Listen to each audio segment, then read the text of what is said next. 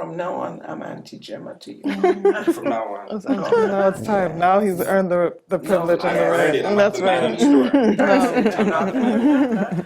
I'm curious for all of you, what does it mean, this title of auntie? What does it mean for each of you to be recognized as an auntie? Your brother has a kid, then that's you become an auntie. But an auntie could be more than a family member. My little 4-year-old grandson calls all my friends auntie. En dehors des liens de sang, souvent beaucoup de personnes m'appellent auntie. Pour eux, je suis comme ce personnage, cette personnalité qui les protège, qui les guide, qui peuvent venir vers moi pour que je leur donne des conseils. Ils peuvent être eux-mêmes. Your friends can become as close as your family. Of course. Or closer. Yeah, or closer. Yeah, or closer. Yeah. The aunties, especially in the diasporas, like it's in the community where I grew up in Little Burgundy, the aunties, they were there, and they were not necessarily my blood. They were not necessarily even from my country or from my continent. Mm-hmm. They were Black, and they saw me as a little Black kid. The women, the aunties, didn't care that my mother didn't speak English. There was a full understanding with everybody. No barriers. I just remember care. I just remember a lot of care, a lot of them being curious about us and what we were doing and not doing. I learned from these two aunties as examples of aunties in my life, but so many others of my mother's friends, my aunt's friends, women of the church. You take in the habits, the behaviors, the lessons from your aunties in particular, and you start to emulate that behavior. It's become so natural and passed on in a way that, you know, in a different way than even the way, I don't know, parenting or mothering is passed on. It's still different than the auntie behavior. I just love to be called auntie. You know, my real nieces and nephews and whatnot, as well as others. And then I have a goddaughter who calls me mommy, and her children call me grandma. So, and they're not my blood, you know, but they're like my blood. So, you know, it all makes a whole, like I say, a community. My students, the Gem Stars, call me auntie. All of them call me Auntie Gemma. I have 5 stepchildren. When I married my husband, the little one was 4 years old, and she started calling me Auntie Gem. She's now 43 years old, and I'm still Auntie Gem. So it just brought this whole family together. Now it has changed a bit in terms of the age. I think it's more blurry now. Because me, I've been an auntie since I'm 20. The younger people, they saw me as an auntie. They saw me as an elder, as a person that could protect them. My auntie, who's 99, just died, and she was a special person to me. She was just so down to earth, wore her emotions on her sleeve, and you could talk to her, and she could laugh. Joy is another thing with aunties, you know. Aunties make us laugh most of the time. And they give the best hug. They're so special. They're really cool. Aunties are really, really cool. It's seeing our aunties, I think, just having fun in the put together, dressed to the nines. It makes me smile when I think about just that spirit and how they carry themselves. It was this dress that my aunt wore, these funky patterns. It was multicolored, and she gave me the dress after. Every time that I would wear it, it was that same feeling. She wore it with so much confidence and so much joy, and when I wore it, it was that same kind of feeling. Like, I would put it on, and I felt like seen and also protected, and just very like connected to my community through that dress. You've all spoken to something which I think is so important, a feeling of belonging. We're building connection, we're building, you know, ties, and we feel like we belong to something bigger. We belong to this community. What does it feel like to be in these spaces, especially like being of the younger generation and having these aunties? I feel like it's like a safe space, a place of like where you can be yourself. My parents raised me, but my aunties and other people from the community also raised me. You will go to your auntie, you will have sleepover for like 2 days, everyone on the couch, or like, c'est comme ça qu'on a grandi. L'esprit de communauté, elle commence même dans ton domicile, le domicile de chez ta tante ou de ton oncle. Puis, c'est quelque chose que tu gardes et que tu conserves et par la suite partager cet esprit de communauté avec d'autres gens de ton entourage en fait. They also represent that safe space, but even more so, they're a protective space. Aunties are more than just people, they're also places, and to me, I think of them as safe places. They allowed me and still allow me to think of things in a different way, to see things that I wouldn't notice otherwise, and to keep on expanding who I am as an individual, but especially as a young Black woman within the community who also wants to contribute to creating those kinds of spaces that aunties have given us. When I talked to Nadia about Auntie Gemma, I talked about, the ebony fashion shows. Yeah. Those spaces, I think about the fashion shows. I think about the Vincentian Association pageants, Miss St. Vincent, Auntie Celia and my mother and Jean Cambridge, teaching young women how to walk. Young women, young Black women develop confidence and a sense of agency as children of immigrants, or some of them immigrants themselves, at a time where they really were on the margins, right? We're talking about the 80s and 90s in Montreal. Those types of events, those types of activities, those types of just even the discussions at the house, but all of these types of moments were moments that helped to build a certain sense of self that helped people just move forward even just a little bit. It was just the sense of you are important, you belong, and we're going to pour into you. I think that's really what it was. That was so key for people to get through whatever was going to come as they moved into adulthood. I'm thinking of just moments in the bigger Quebec society and culture where Black people were targeted or marginalized or forced out, right? Yeah. If you went through some of those experiences with Black aunties in our community, you probably had a little extra armor to get through those tougher times. There was training ground, there was transmission of stories, there was transmission of culture, there was transmission of self-worth. They were pillars of the community. I feel like I was welcomed into a community by many of these women. They were really at the forefront, even though they were often in the background. They were the organizers. It's about being welcome into people's homes, right? And being treated like a family member. As a parent, I've tried to reproduce that sense of a broader community with my own kids, because I realize, beyond your own family, that sense of community is also really, really important. The aunties do fill up the spaces that a lot of the time our parents can't fill for whatever reason.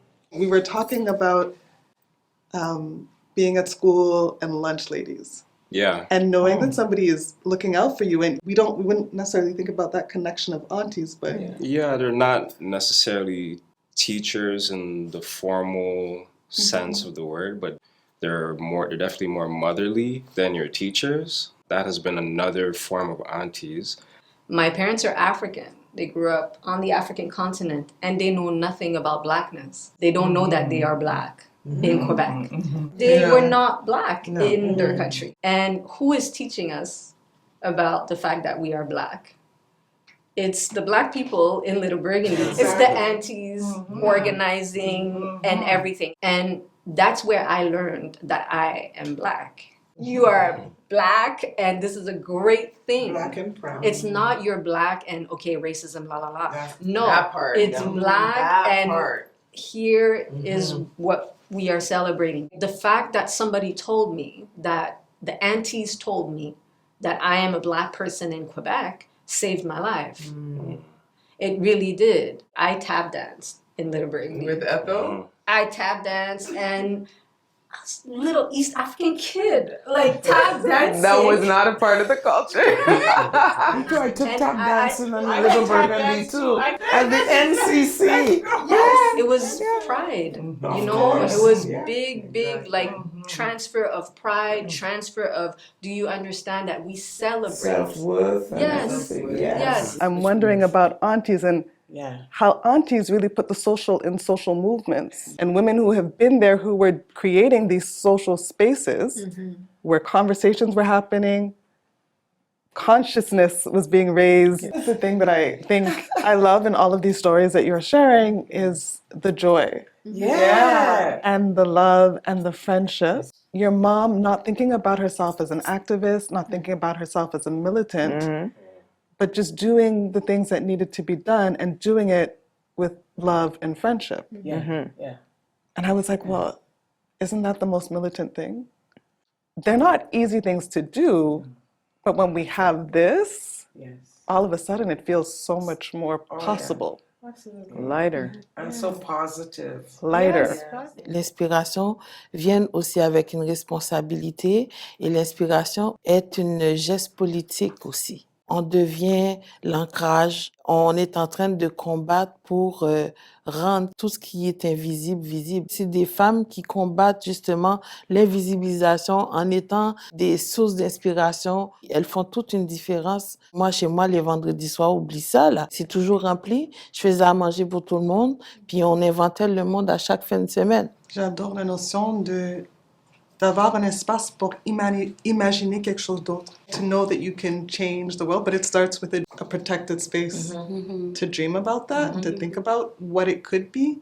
I was first introduced to those ideas in people's homes. It was through conversations with people and the space that was created in the homes of these aunties. But I would also say brave spaces. I felt in those environments there were people who I trusted who would also challenge me, push me to think further and beyond, to challenge myself, to ask questions. The younger people, they're very politically aware. Calling just anyone auntie, they don't want to do that. They want to call people auntie when the people are there for them. Something. When people are showing up for them. When people are proactively embracing their responsibilities as aunties. I think when you're an auntie, it is a responsibility. It's a proactive role. We understand the tradition, we respect, but we also want proactiveness. Of course. I feel that at times the aunties, juxtaposed to whatever the work was that the men were doing to penetrate into society and to combat racism, the aunties were balancing it with joyful celebration and that kind of, and care. Part of what I think the motivation for this project was recognizing a lot of the things that we take for granted in that work. The women who are serving, who organize the space, who brought all of these things happen. Even when there are the speeches, well, who made sure that the podium was going to be in the right place and that so-and-so, and who made the program, who did the agenda, who does all of that? And I don't think we talk enough about that. When we had our conversation, we spoke about how it does often fall on the women. And then you asked me, well, what about like your generation? Do you see any change? And I feel like the men are more supporting the women, but they're not necessarily doing exactly what the women would be doing in terms of organizing and making sure that everybody was good. And so it's interesting to hear your perspective and me just be here respectfully hearing it and being able to take it back to the man in my circle. Maybe it's time to like take the mantle a little bit more, you know? This space is an example of the recognition of the aunties. That's what I do with the Tea Party, because I take that opportunity to recognize women who have been doing the work, the women who are in the back doing everything, making the sandwiches, doing this, doing that, to have this great show, and nobody recognized them. So this is what we did this year. We recognized the unsung heroes, and that was wonderful. These women who were in the background, they came all dressed up in long gowns, and they had the speech written out. It was so fantastic. We got to do more of that. It's labor that has to do with like babysitting, with having conversations with, you know, maybe you don't want to say that to mommy like this. maybe let's practice. Let's practice, you know. A lot of that, the aunties are doing a lot of the labor that is completely invisible, and it has to do with the will and the conviction that that work has to be done. Because sometimes I didn't get paid for that work, right? But it's really, truly my conviction, politics, and sense of responsibility. If we don't do it, then what happens, right? Free labor is done by women mostly. There's always that thing about labor, invisible labor, and should there be a price, put dollars on it. Well, if you put dollars on it, are we now stepping into the very capitalist model of what care is? And then what does that do to our communities when we do that? There's a value to this kind of labor, this type of work that capitalism just cannot capture, money can't capture. That missing aspect of how do we give back to women? Because Auntie's work is so often done by women, and it's done in a way that appears so natural, effortless, we forget that there is actually a lot that goes into it. It's a big responsibility. It debases what is our tradition. Could people have benefited from being paid for their time? Probably. But I think they could have benefited more from having some sort of non-monetary support, which I'm not convinced that happened. I never look for money. I got my satisfaction from building a community. I felt proud to see the young ladies walk out on stage, to see an event that we can put together. That's my satisfaction. Being in community was just, I guess, to make me feel good. I felt good knowing that I was doing something worthwhile, doing something for the community. It's part of the organic uplifting of the community. Of the community. If people help each other, everybody has money. If everybody's playing their position, everybody has money. It's not just a question of like me getting paid. It's me being an auntie to a young person that wants my attention and that wants me to play with them and that wants me to do things with them that they will remember forever. That's it, and he's building a relationship. Exactly. I don't even think money would have changed that habit. I think the value really would be to have said, not only we appreciate that work, but how can we be a part of continuing that work? I think that would have been something much more valuable even than a financial exchange. You're talking about reciprocity.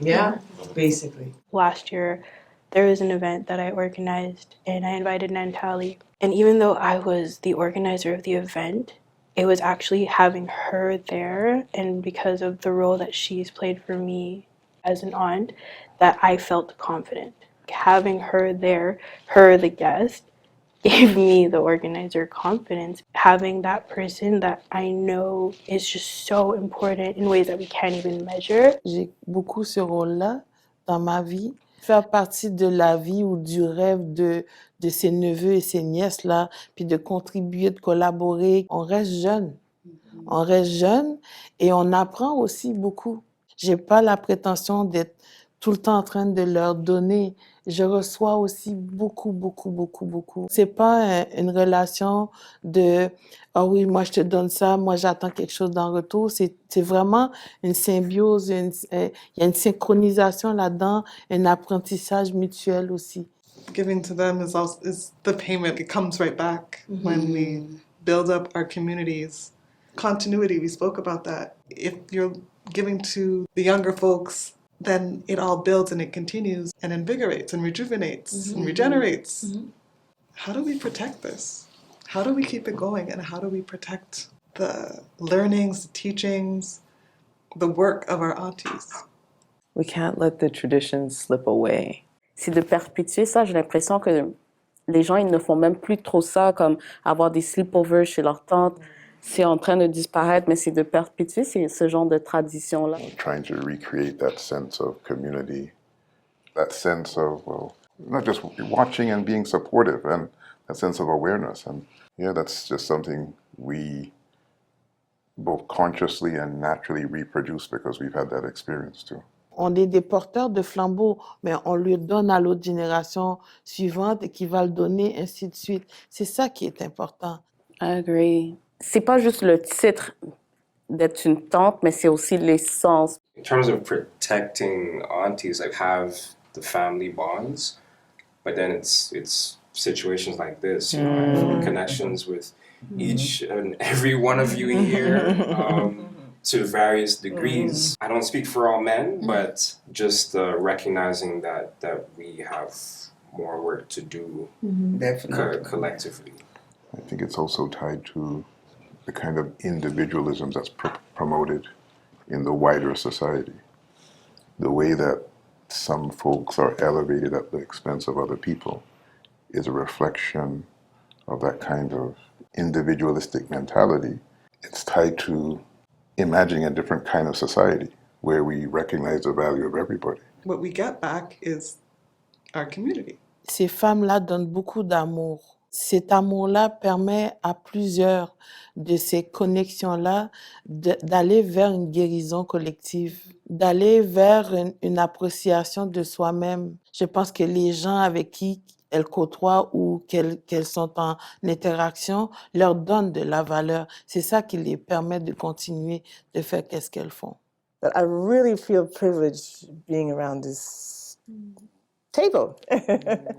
At a certain point, I was kind of afraid of being outside of the community or being irrelevant. I feel relevant. I feel intergenerational.